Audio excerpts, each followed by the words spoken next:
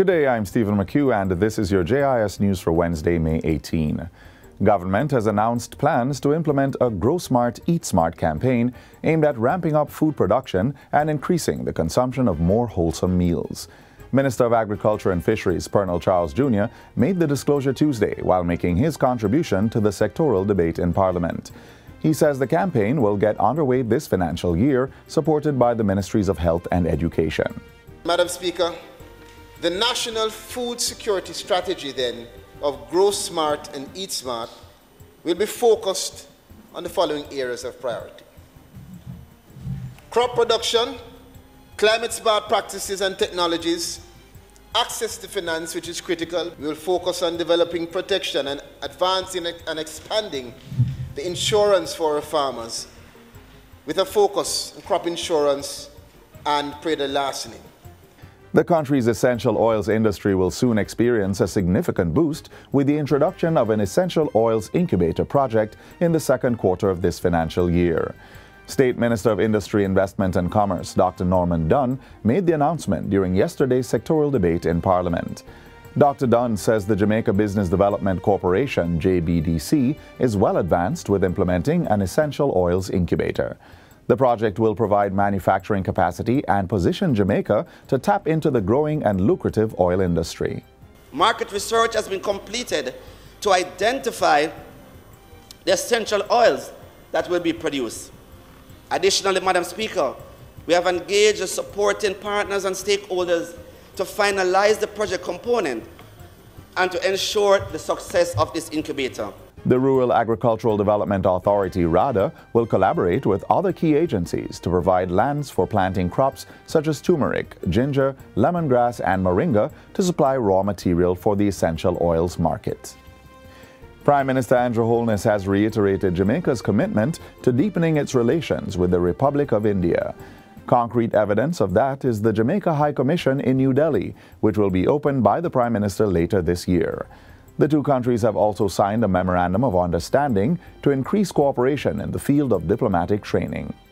We look forward to broadening our engagement at the multilateral level on issues of critical development importance, in particular climate change.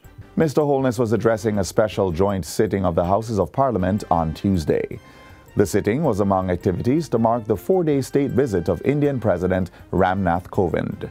India is ready to partner with Jamaica and share its technical skills, knowledge and expertise, which could transform Jamaica's education and businesses. President Kovind's visit, which began on Sunday, ended earlier today.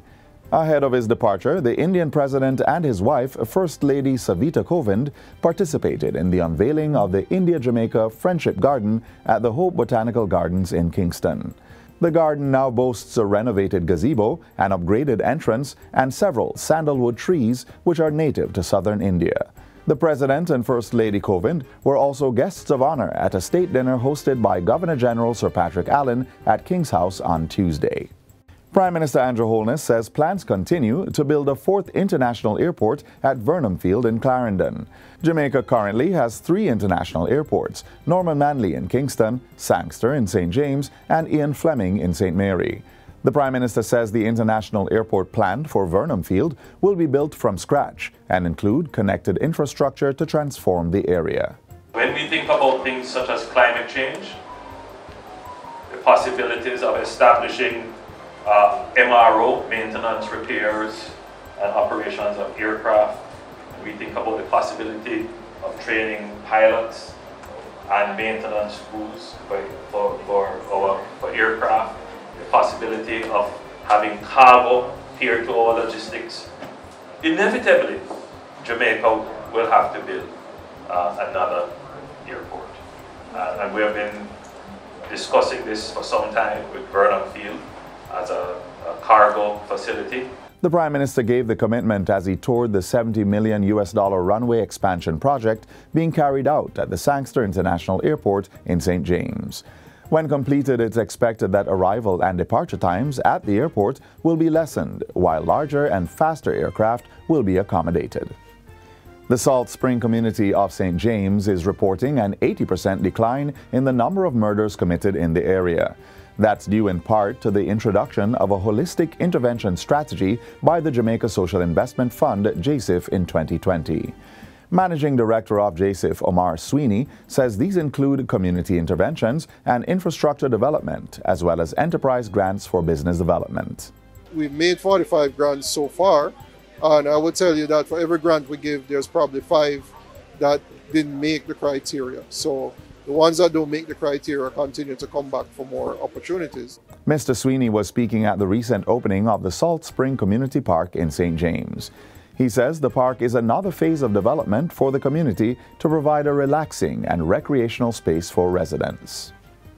And finally, the Yalas Health Center is among a list of facilities tapped to benefit from upgrades.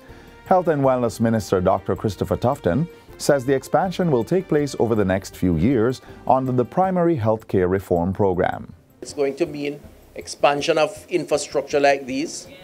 It's going to mean hiring more personnel. It's going to mean more activation into the communities where we go visit people's homes and sit down with them and talk to them and give them advice. And all of that in aid of just helping to build better communities. Minister Tufton was speaking recently as St. Thomas native Dr. D. Terence Foster adopted the Yalas Health Center. The facility will be adopted for a 3-year period by Dr. Foster's foundation. We're fully committed and will continue to do our best to support this. And not just to be there for the 3 years, but to do as much as we can to make this, as I said, our dream is to see this to become one day a state-of-the-art clinic. And that's it for JIS News Today. I'm Stephen McHugh. Thanks for watching.